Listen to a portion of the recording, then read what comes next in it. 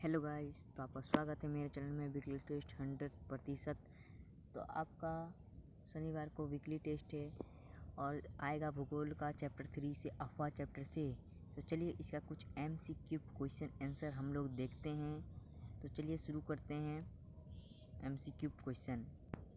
तो आपका पहला क्वेश्चन है, पृथ्वी का कितना प्रतिशत हिस्सा पानी से ढका है?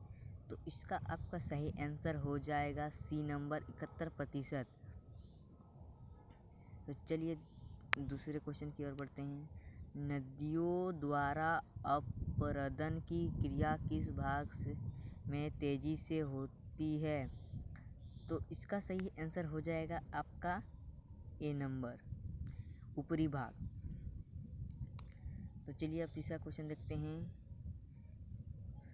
गोखुर झील का निर्माण नदी की किस अवस्था में ज्यादातर होता है? तो आप लोगों को ये पता ही होगा, आप अगर पढ़े हैं तो आपको पता होगा। तो इसका सही आंसर हो जाएगा आपका,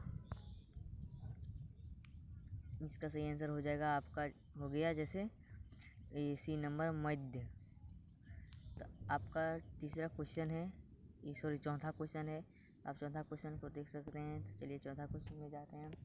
चलिए चौथा क्वेश्चन है, निम्न में से कौन प्रायद्वीपीय नदियों की विशेषता नहीं है? तो आपका ये सही आंसर हो जाएगा, प्रायद्वीपीय नदियाँ सदानीरा होती है। तो 5 नंबर क्वेश्चन देखते हैं। हिमालय से निकलने वाली नदियों की विशेषता नहीं है। तो इसका भी सही आंसर हो जाएगा डी नंबर, यह नदियाँ मौसमी होती है।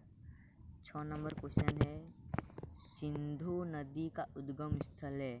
तो इसका सही आंसर हो जाएगा आपका ए नंबर, मानसरोवर झील। चलिए सातवां क्वेश्चन देखते हैं।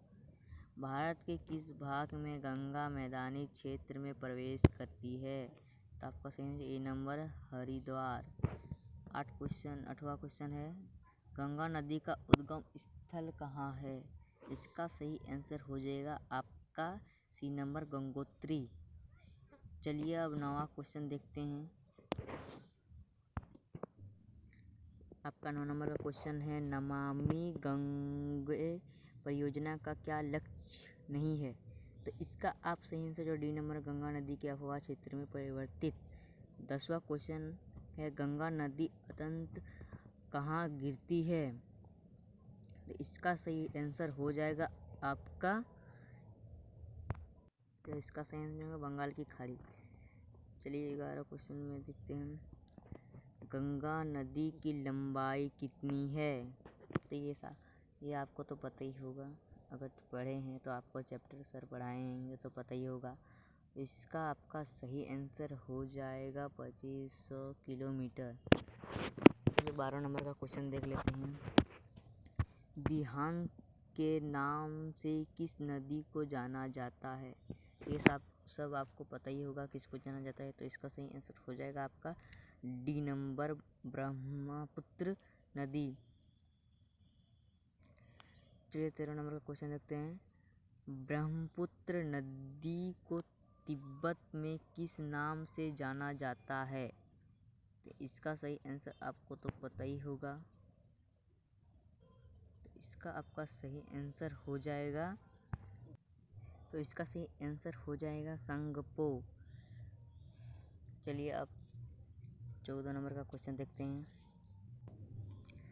तो 14 नंबर का क्वेश्चन है, ब्रह्मपुत्र नदी को पश्चिम बंगाल में किस नाम से जाना जाता है? तो इसका सही आंसर हो जाएगा आपका B number, Yamuna. 15 number question है, नर्मदा नदी किस राज्य से बहती है? तो इसका आपका सही आंसर हो जाएगा मध्य प्रदेश। अब चलिए 16 नंबर का क्वेश्चन देखते हैं। पश्चिमी प्रायद्वीपीय भारत में प्रमुख जल विभाजक किसे कहा जाता है? तो इसका सही आंसर आपका हो जाएगा, तो इसका सही आंसर हो जाएगा आपका जाके इसमें आपका आंसर हो जाएगा पश्चिमी घाट। तो चलिए 17 नंबर का क्वेश्चन देखते हैं।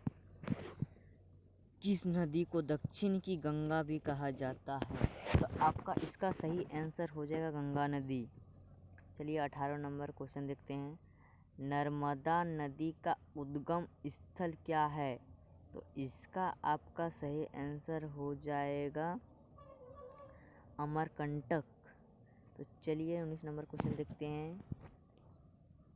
ताप्ती नदी का उद्गम स्थल है, तो इसका सही आंसर जो है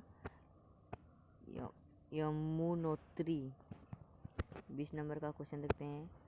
प्रायद्वीपीय भारत की प्रमुख नदी कौन सी है? तो इसका सही आंसर हो जाएगा आपका बी नंबर गोदावरी। 21 नंबर का क्वेश्चन देखते हैं। पश्चिमी घाट की अवस्थिति कैसी है? तो इसका सही है दक्षिण से पश्चिम। तो 22 नंबर का क्वेश्चन चलिए चलते हैं। कौन सी प्रायद्वीपीय नदी डेल्टा नहीं बनती है? तो इसका आपका सही आंसर हो जाएगा कृष्ण। कौन सी नदी ज्वार नदमुख का निर्माण करती है? तो आपका सही आंसर होगा गोदावरी। चलिए 24 नंबर का क्वेश्चन देखते हैं।